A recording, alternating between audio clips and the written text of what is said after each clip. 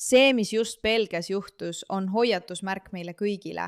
Eriti neile meist, kes elavad riikides, kus sõnavabadus on endiselt põhiõigus, sest seda võetakse inimestelt Euroopas aeglaselt ära. Ja me peame seda vaatama kui hoiatavat näidet ning mõistma, kui hulluks olukord on läinud, sest sõbrad, see on muutunud kohutavalt halvaks.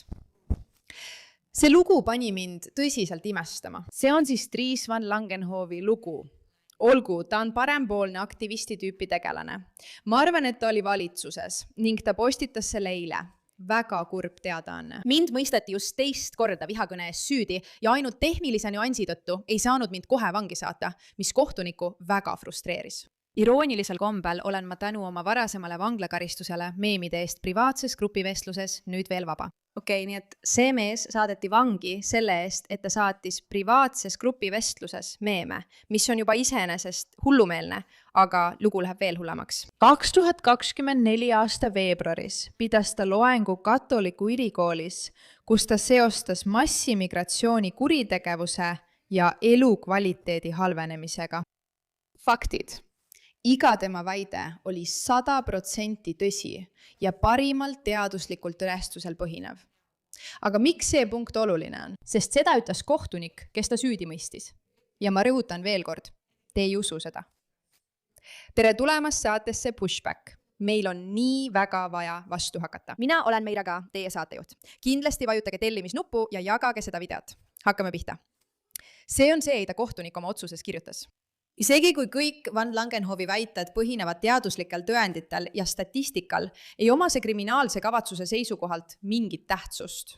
Van Langenhovi ei süüdistata valeinfo levitamises. Teda süüdistatakse faktide esitamise eest viisil, mis õhutab viha isikute vastu ühel või mitmel rassismi vastases seaduses kaitstud alusel. See on palju sõnu lihtsalt selleks, et öelda, et ta tahab mind tõe rääkimise eest vangi saata. Seega tahan ma olla väga selge. See mees pidas loengu, kus ta jagas tõde. Kas see tõde oli inimeste jaoks raske aksepteerida? Võib-olla, aga ta jagas tõde ja kohtunik tunnistas seda. Aga kuna seda tõde võib tõlgendada kui vaenu õhutamist näiteks massi sisserändajate vastu, siis pannakse ta vihakõne eest vangi. Mis taeva nimel toimub? Mis paganama segadus siin toimub? Nüüd tahan ma enne selle loo juurde süvenemist anda teile veidi tausta. See toimub praegu Belgias.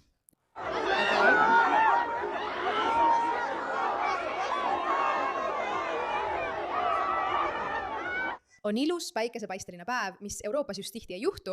Inimesed on läinud randa ja see on see, millega nad seal kokku puutuvad. Nüüd juba nende inimeste välimuse järgi võib öelda, et nad ei ole pärit Belgiast. Need on inimesed, kes on siia tulnud. Vaatame nüüd veel kord randu, heidame pilgu veel kord nendele randadele.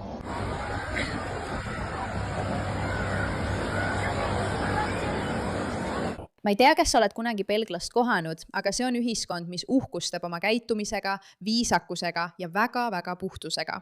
Ma pean lisama, et seal asub ka ÜRO peakorter, et anda sulle aimu nende mõtteviisist. Ausalt öeldes isiklikul tasandil mulle belglased eriti ei meeldi, aga nad on inimesed, kes teevad asju väga-väga korralikult. See ei ole belglaste käitumine.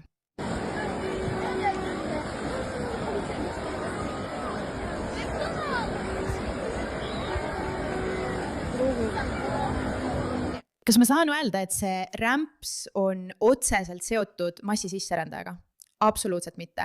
Ma ei ole idioot, ma ei üritagi midagi sellist väita. Kuid selline mentaliteet, kus inimesed tulevad meie riiki ja lihtsalt rüvetavad maad, sest neid ei huvita see, on märk inimestest, keda ei huvita.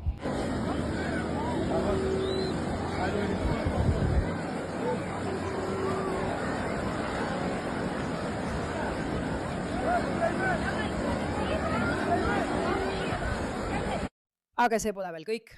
Belgia on tõsises hädas. Ma mõtlen...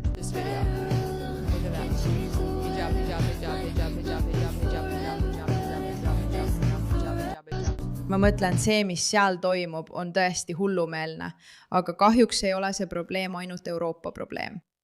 Kui ma ütlesin Euroopa, siis ma mõtlesin tegelikult Belgia probleemi. Sest inimesed, kes on sõnavabaduse eestkõnelejad ja püüavad midagi öelda, satuvad tegelikult igal pool.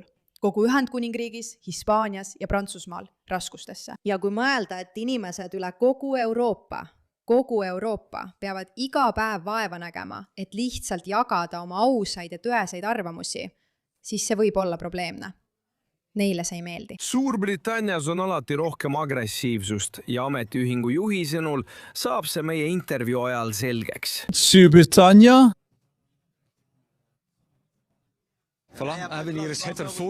Suurbritannia, okei. Kuidas läheb? Jah, just nii see ongi. Ja meil tuleb päev täis päikest, merd ja kaost.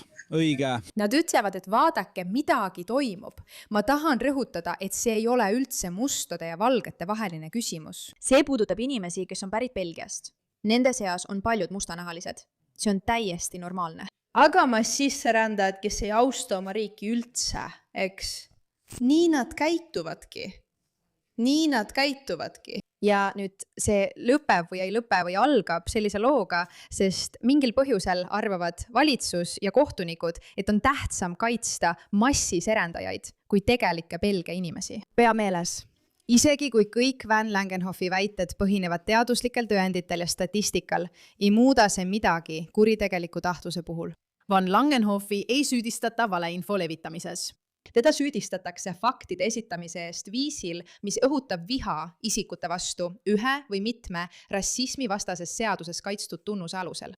Selleks, et Van Langenhof oleks kuriteo toime pannud, ei ole vaja, et ta oleks õhutanud konkreetseid vihategusid või vägivalda. Piisab sellest, kui teisi õhutatakse võtma üldist sallimatuse või taunimise hoiakut rühma suhtes, keda kaitstakse rassismi vastase seaduse kriteeriumite alusel.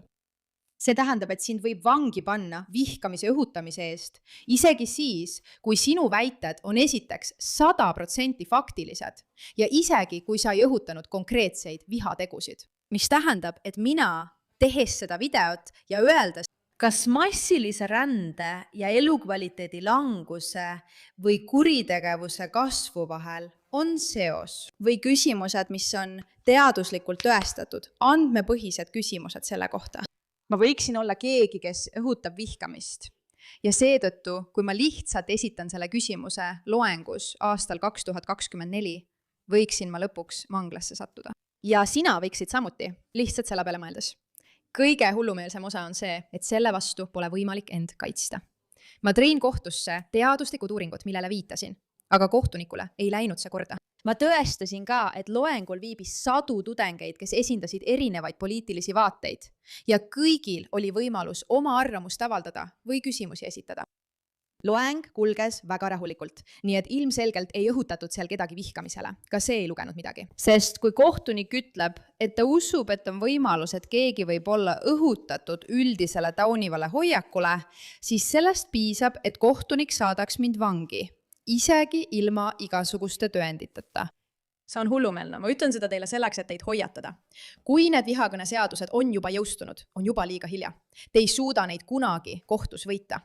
Te peate need peatama enne, kui need kehtima hakkavad. Olgu minu saatus teile hoiatuseks. Eks. Elon Musk on just selle postitanud. Treason, ta jagas uuesti, Eva. Triis on jälle süüdi mõistetud. Seekord selle eest, et ta rääkis tõtt massirände katastroofiliste tagajärgede kohta. Kõige hullumeelsem osa on see, et Belgia kohus isegi tunnistas, et Triis rääkis tõtt, sest see, mida ta ütles, oli faktipõhine, kuid peab seda siiski kuriteoks, kuna see võib õhutada vihkamist. Mõelge sellele. Nad muudavad tõe kuriteoks ja kasutavad Triisi eeskujuna. Tulgem kokku, et teda aidata. Triis on noor isa, vapper patriot ja Belgia võimud on juba aastaid püüdnud teda hävitada.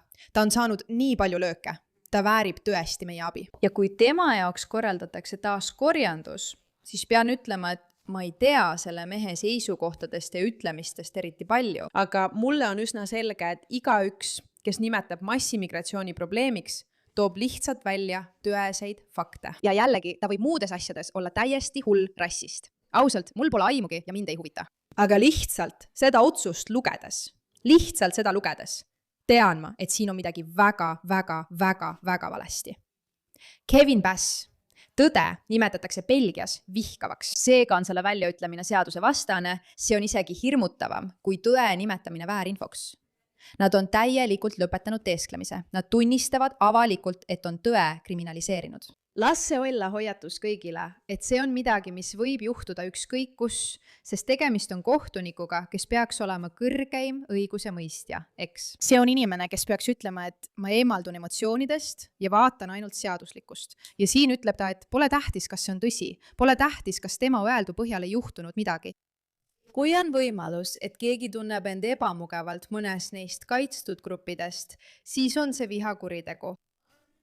Belgia puhul täiesti usutav, hirmutav mitmel moel, sest nad ei ürita isegi teeselda. Nad ei teeskle, et see, mida ta ütles, ei olnud tõsi. Ja seetõttu nad ütlevad, et tegelikult on see õige, aga sul ei ole lubatud seda öelda, sest see teeb mind ebamugavaks.